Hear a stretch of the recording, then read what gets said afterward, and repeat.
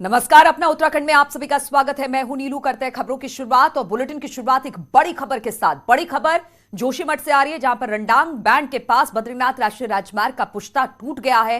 पुश्ता टूटने से सारा का सारा मलबा सड़क पर आ गया है। मलबे के साथ सड़क पर बड़े बड़े बोल्डर भी आप देख सकते हैं तस्वीरों में। पहाड़ पर लगातार हो रही बारिश के चलते पुश्ता टूट गया है। आप तस्वीरों में देखेंगे कि किस तरह से पूरी सड़क पर इस वक्त मलबा बिखरा हुआ है और पहाड़ के कटान को रोकने के लिए बनाई गई दीवार टूट गई है, जिसकी वजह से लगातार जो बड़ा बड़ा मलबा है या बोल्डर है वो सड़कों पर आता दिखाई दे रहा है। तस्वीरें आपको दिखा रहे हैं बद्रीनाथ नेशनल हाईवे की तस्वीर है, जहां पर भारी बारिश की वजह से पुश्ता टूटा और पुश्ता टूटने के बाद जो बड़े बड़े बोल्डर थे वो पूरी सड़क पर फैल गए। तो बारिश के बाद लैंडस्लाइड और लैंडस्लाइड से आम लोगों को भारी दिक्कतों का सामना करना पड़ रहा है। अलग अलग रास्ते इस वक्त बंद हैं। जोशीमठ के पास ये कटान हुआ है, जहां पर पुश्ता टूटा है और पुश्ता टूटने के बाद पहाड़ से दरकते पत्थर सीधे सड़कों पर आ गए हैं। एनएच का ये पूरा मामला है। सड़क पर इस वक्त आप भारी मलबा देख सकते हैं। बड़े बड़े बोल्डर भी सड़क पर आ गए हैं, जिन्हें हटाने का काम किया जा रहा है, क्योंकि लगातार इस जगह की अगर बात की जाए तो यहां पर भारी भूस्खलन देखने को मिला है जब से बरसात की शुरुआत हुई है। बद्रीनाथ एनएच का ये टूटा पुश्ता आप देख सकते हैं तस्वीरों में, जहां पर पुश्ता टूटने के बाद पूरे के पूरे जो पत्थर हैं, जो मलबा है, वो इस वक्त सड़क पर दिखाई दे रहा है। हालांकि कोशिश की जा रही है कि जल्द से जल्द इस मलबे को हटाया जाए और रास्ते को खोला जा सके।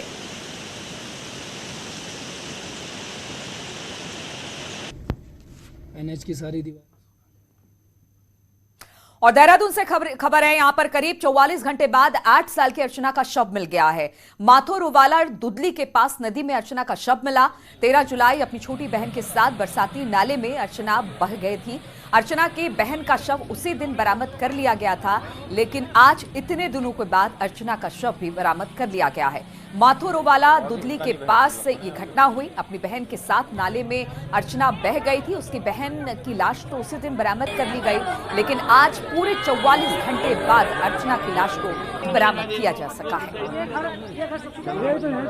तो मैंने क्या बोल रहा था?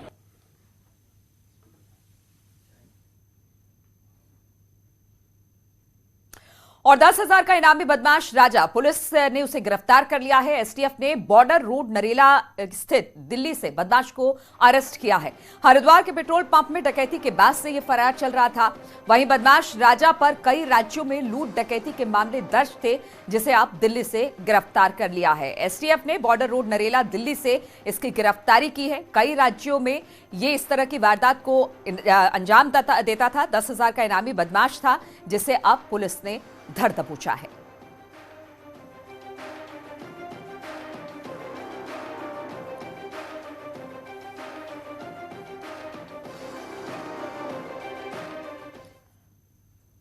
और गंगोत्री धाम में गंगा नदी का जलस्तर लगातार बढ़ा हुआ है, जिससे गंगोत्री धाम के मुख्य रास्ते की दीवार पर खतरा बना हुआ है। नदी का तेज बहाव लगातार दीवार के निचले हिस्से को काट रहा है, जिससे दीवार का निचला हिस्सा खोखला हो चुका है। दूसरी तरफ नदी घाटों को छूकर बह रही है, जिससे घाटों को भी भारी नुकसान पहुंच रहा है। वहीं पुरोहितों ने जिला प्रशासन से मुख्य रास्ते की दीवार बनाने के साथ साथ सुरक्षा की भी मांग की है।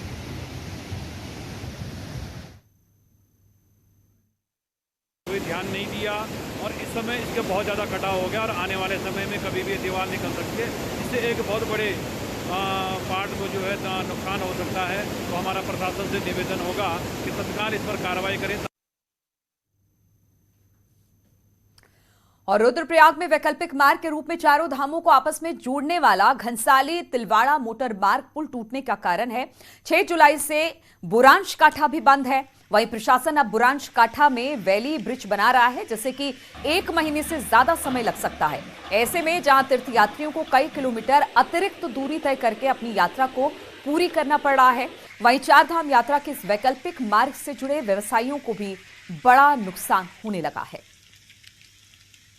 चारों धाम से अब देखो 2-3 साल से हमारा कोरोना काल से हमारी यात्रा चली नहीं। 20 साल चली थी, जो ये डेट में यात्रा चली उसका ठप हो गई थी।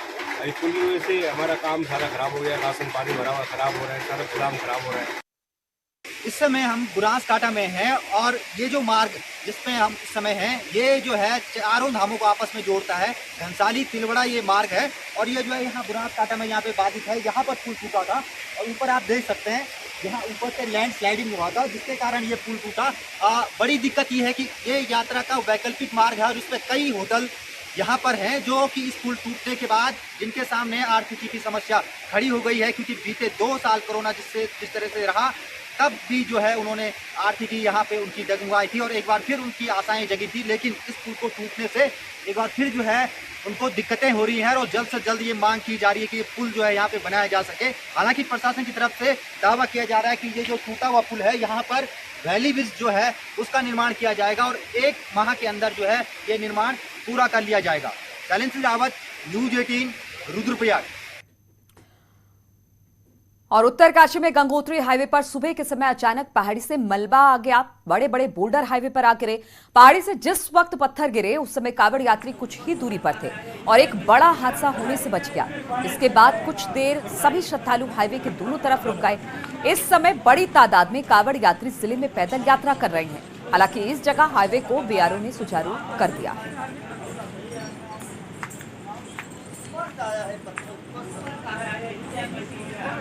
आज प्रातः करीबन 7 बजे गंगोत्री राष्ट्रीय राजमार्ग पर संगलाई नामक जगह है जहां पर भूस्खलन हुआ था और मुझे आपदा स्वयंसेवक राजेश रावत द्वारा बीआरओ को अवगत करवाया गया और तत्काल जिलाधिकारी महोदय और एसडीएम पटवारी द्वारा है जो गंगोत्री राष्ट्रीय राजमार्ग को तत्काल सुचारू करवाया गया है।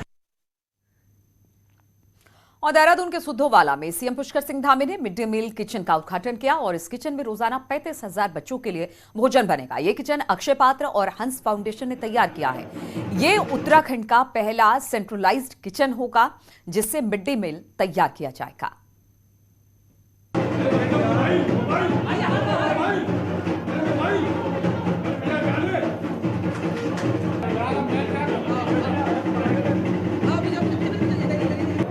चाहे शिक्षा का क्षेत्र हो या चिकित्सा का क्षेत्र हो या उत्तराखंड के अंदर व देश भर के अंदर और विशेषकर से उत्तराखंड के अंदर बहुत सारे अस्पतालों को आपके सहयोग से चलाने का काम हो रहा है। और मुख्यमंत्री पुष्कर सिंह धामी ने खटीमा का दौरा किया और इस दौरान सीएम ने अपने आवास में वृक्षारोपण यानी कि पौधारोपण भी किया और लोगों की समस्याओं को भी सुना। इसके साथ ही देहरादून रवाना होने से पहले स्कूल के बच्चों का अभिवादन में सीएम ने किया। तो तस्वीरें हम आपको दिखा रहे हैं किस तरह से सीएम ने पौधारोपण किया, वहां पर बच्चों से भी मुलाकात की, बच्चों का अभिवादन किया। तो सीएम धामी और 3 तस्वीरें हम आपको दिखा रहे हैं जहां पर सीएम ने वृक्षारोपण पौधारोपण भी किया है, वहां के लोगों से स्थानीय लोगों से बातचीत भी की और साथ ही साथ बच्चों का अभिवादन भी किया।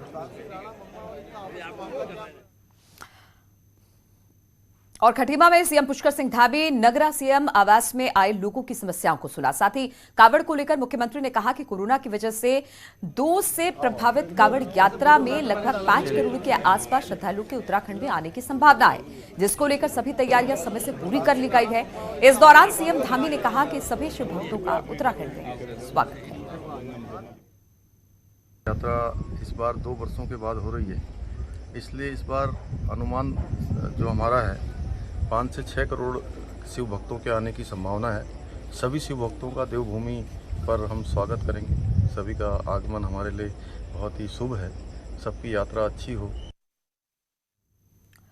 और सीएम पुष्कर सिंह धामी ने अपने आवास पर पौधारोपण किया। साथ ही उत्तराखंड के प्रसिद्ध लोक पर्व हरिला के लोगों को बधाई भी दी। वहीं मुख्यमंत्री ने पर्यावरण को बचाने के लिए लोगों को आगे आने की भी अपील की और ज्यादा से ज्यादा पौधारोपण करने की बात भी कही। ये हरिला पर्व हमारे लिए जहाँ प्रकृति संरक्षण का है, प्रकृति संरक्षण का त्यौहार है, वहीं हमारे को इस बात के लिए भी प्रेरित करता है कि हम अधिक से अधिक पौधों का रोपण करें और उत्तराखंड के अंदर इसको हम लोग एक हरित क्रांति के रूप में, पर्यावरण संरक्षण के दिवस के रूप में पिछले कई वर्षों से मनाते आए हैं। और खटीमा राधा स्वामी हेलीपैड पर जब मुख्यमंत्री पुष्कर धामी देहरादून से रवाना हुए तो उसी वक्त पास के स्कूल सरस्वती शिशु मंदिर के बच्चे जोर शोर से धामी धामी बोलने लगे। स्कूल की छत से लेकर वहां की बालकनी तक हर ओर से छात्र धामी धामी कहने लगे, जिससे उत्साहित होकर सीएम धामी ने भी अपना प्रोटोकॉल तोड़ दिया और बच्चों को अभिवादन करने स्कूल की बाउंड्री तक जा पहुंचे। जिससे बच्चों का उत्साह और ज्यादा बढ़ गया।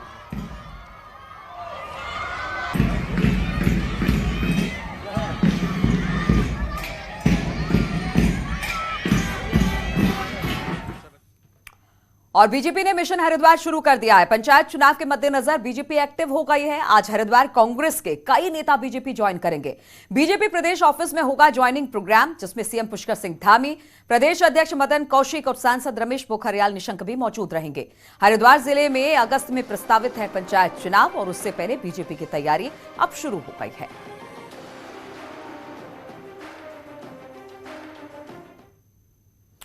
देहरादून में 17 जुलाई को कांग्रेस की बैठक होगी। उत्तराखंड कांग्रेस प्रभारी देवेंद्र यादव ने मीटिंग बुलाई।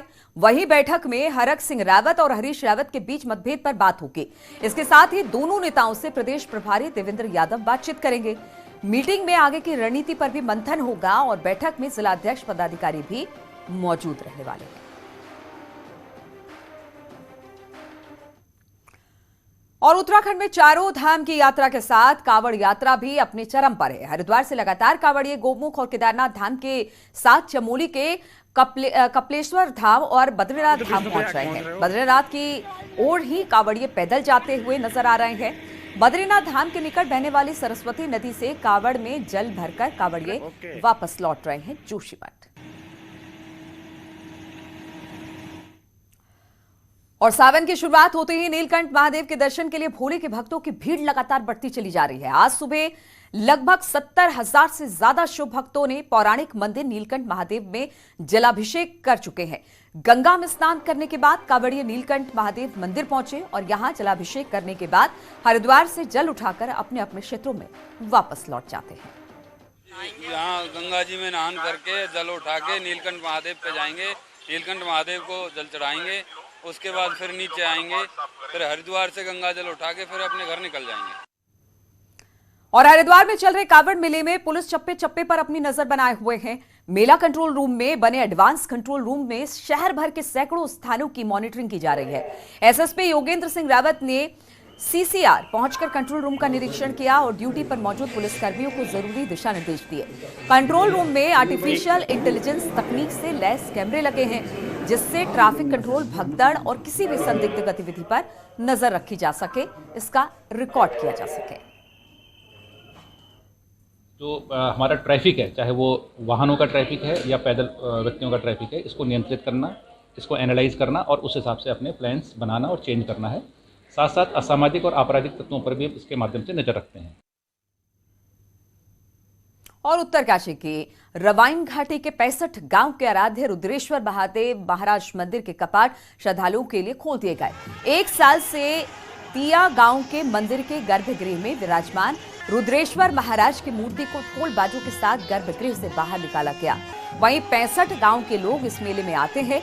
मेले में हर गांव के लोग ढोल दमाऊ लेकर रमवाई की संस्कृति का प्रदर्शन करते हैं। 2 साल के कोरोना काल में ये मेला नहीं हो सका था।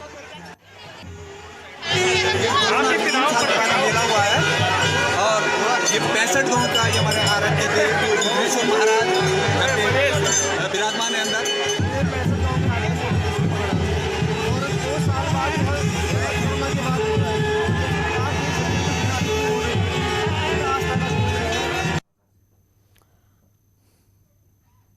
और सितारगंज, गदरपुर और पुलभट्टा के नशा मुक्ति केंद्र में मरीजों की मौत के बाद संचालकों पर केस दर्ज हो चुका है। इसके बाद प्रशासन एक्शन में है। वहीं नशा मुक्ति केंद्र के खिलाफ लगातार शिकायतों के बाद डीएम के निर्देश पर स्वास्थ्य विभाग जिले में नशा मुक्ति केंद्रों के सत्यापन की कार्रवाई कर रहा है। इसके बाद 3 नशा मुक्ति केंद्रों को बंद भी किया जा चुका है।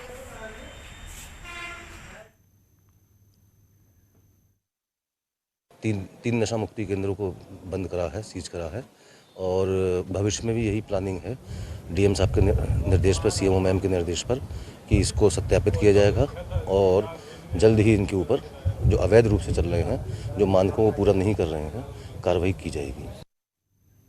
और कोटद्वार के इंडस्ट्रियल एरिया में काम कर रहे हजारों कर्मचारियों पर रोजी रोटी का संकट खड़ा हो गया है। दरअसल बिजली संकट से जूझ रहे फैक्ट्री प्रबंधक ने कर्मचारी की छटनी शुरू कर दी। इसके बाद फैक्ट्री के कर्मचारी से नाराज होकर धरना दिया। वहीं फैक्ट्री प्रबंधन का कहना है कि लगातार बिजली कटौती होने से फैक्ट्री घाटे में जा रही है। ऐसे में सभी कर्मचारियों को रख पाना संभव नहीं है। परेशानी हो रही है, पिछले 2 महीने से कंटिन्यू लाइट काट रहे हैं और वो भी 12-13 घंटे, 10 घंटे, 8 घंटे, मिनिमम 8 घंटे से कम तो कभी नहीं काटते। और हमने इतना क्या गुनाह कर दिया, हमारी लेबर है वो भी हमने आधी कर दी, क्या करेंगे, आधा शिफ्ट कर दिया, अब लेबर गेट पे धरना दे रही है। और रुकेंगे यहाँ पर छोटे से ब्रेक के लिए, फौरन लौटते हैं।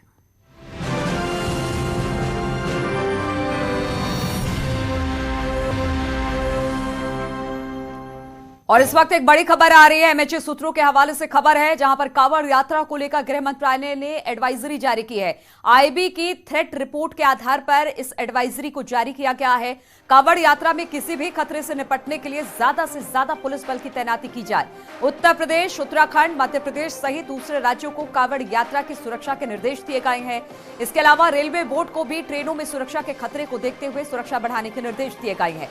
सूत्रों के मुताबिक कांवड़ यात्रा में रेडिकल एलिमेंट्स से खतरे का अंदेशा जताया जा रहा है, इसीलिए सुरक्षा व्यवस्था चाक चौबंद करने की जिम्मेदारी तमाम राज्यों को सौंपी गई है और कहा गया है कि सुरक्षा व्यवस्था में किसी तरह की कोई चूक नहीं होनी चाहिए। एमएचए की तरफ से एडवाइजरी है। आईबी की थ्रेट के बाद ज्यादा से ज्यादा पुलिस बल की तैनाती की बात गृह मंत्रालय की तरफ से की गई है। दूसरे राज्यों में भी सुरक्षा के निर्देश इसको लेकर दिए गए हैं। इस पर और अधिक जानकारी के साथ शैलेंद्र वांगू हमारे साथ जुड़ रहे हैं। शैलेंद्र, क्या जानकारी, किस तरह की थ्रेट है और किस तरह की एडवाइजरी इसको लेकर? देखिए, आपको बता दें कि समय समय पर गृह मंत्रालय की तरफ से इस तरह की एडवाइजरी जारी की जाती रही है। हालांकि इस बार बताया जा रहा है कि आईबी के पास इनपुट्स हैं कि कुछ रेडिकल एलिमेंट्स इस तरह की जो कांवड़ यात्रा होती है उसको उस पर उसका खतरा पैदा हो सकता है। तो ऐसे में खासतौर से इन 3 राज्यों को कहा गया है, उत्तर प्रदेश, उत्तराखंड और मध्य प्रदेश को, कि वो कांवड़ यात्रा के लिए सुरक्षा के पुख्ता इंतजाम करें और अधिक मात्रा में वहां पर पुलिस बल तैनात किए जाए जहां पर उनका रूट होता है चलने के लिए। और हमने ये भी देखा कि पिछले दिनों किस तरह से जो रिलीजियस गैदरिंग्स थी उस पर किस तरह से पत्थरबाजी की गई थी। तो इसके बाद इस बार एहतियात ज्यादा बढ़ती जा रही है। हालांकि इस थ्रेट के बाद माना जा रहा है कि और सुरक्षा इंतजाम कड़े किए जाएंगे। आपको ये भी बता दें कि क्योंकि कुछ कांवड़ जो है वो ट्रेन से भी ट्रेवल करते हैं, तो ऐसे में रेलवे बोर्ड को भी निर्देश दिया गया है कि ट्रेनों के अंदर भी सुरक्षा को पुख्ता किया जाना चाहिए, पीसफुल तरीके से कांवड़ यात्रा की जानी चाहिए। ठीक है शैलेंद्र, बहुत बहुत शुक्रिया आपका जानकारी देने के लिए। और स्ट्रीट डॉग के आक्रमण होने से आम जनता को कितनी भारी कीमतें चुकानी पड़ती हैं, ये मुद्दा हाल ही में विधानसभा सत्र में भी उठा, लेकिन नगर निगम के पास स्ट्रीट डॉग्स के लिए कोई योजना नहीं है।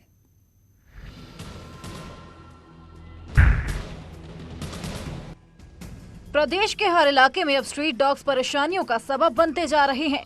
आए दिन इन स्ट्रीट डॉग्स की आक्रामकता से आम जनता को दो चार होना पड़ता है। हर दिन प्रदेश में स्ट्रीट डॉग से कई लोग गंभीर रूप से घायल होते हैं। ऐसा ही हाल देहरादून के आईएसबीटी का है, जहां आए दिन स्ट्रीट डॉग्स लोगों को घायल कर देते हैं। मतलब जैसे लेटे रहेंगे, पता नहीं चलेगा किसी को कुछ भी, तो पीछे से आएंगे और काट लेंगे। तो एक बच्चे को दबा लिया, हमारे स्टाफ ने बड़ी मुश्किल से छुटा, उसको 5 साल का बच्चा था। और खुद मेरे ऑफिस के सामने ही आपको मैंने दिखाया कि मेरे पैर में कल जो है पीछे से आकर पैर पकड़ लिया। वही विधानसभा सत्र के दौरान भी स्ट्रीट डॉग्स को लेकर सवाल उठे थे, जिनसे पता चला कि बीते 6 महीनों में स्ट्रीट डॉग्स के काटने के 47,000 एंटी रेबीज इंजेक्शन केवल सरकारी अस्पतालों में लगे हैं, लेकिन इनके लिए नगर निगम के पास कोई योजना नहीं है। नगर निगम आज भी समाज सेवी संस्थाओं के बलबूते इन स्ट्रीट डॉग्स पर रेबीज के इंजेक्शनों को लगाने की बात कर रहा है। शहर में कई तरह की समाज सेवी संस्थाएं हैं, नॉन गवर्नमेंट ऑर्गेनाइजेशंस हैं जो काम कर रहे हैं इस क्षेत्र में, उनके द्वारा भी समय समय पर वैक्सीनेशन लगाया जाता है। पशुपालन विभाग भी प्रोफाइलेक्टिक एक्शन के रूप में स्ट्रे डॉग्स को भी rabies surgery, anti rabies surgery लगाते हैं। तो ये एक सामूहिक कार्यक्रम है जो सामूहिक प्रयासों से आगे चल रहा है। नगर निगम पालतू डॉग्स के स्वामियों पर नजर रखता है और रजिस्ट्रेशन के दौरान रेबीज के इंजेक्शन लगवाने की बात करता है, लेकिन इन स्ट्रीट डॉग्स को कब इंजेक्शन लगाए जाएंगे ये कहना फिलहाल मुश्किल है। न्यूज़ 18 के लिए देहरादून से सत्येंद्र बरतवाल की रिपोर्ट। और रुकेंगे यहाँ पर छोटे से ब्रेक के लिए, लेकिन ब्रेक के बाद भी लगातार खबरों का सिलसिला यहाँ जारी है।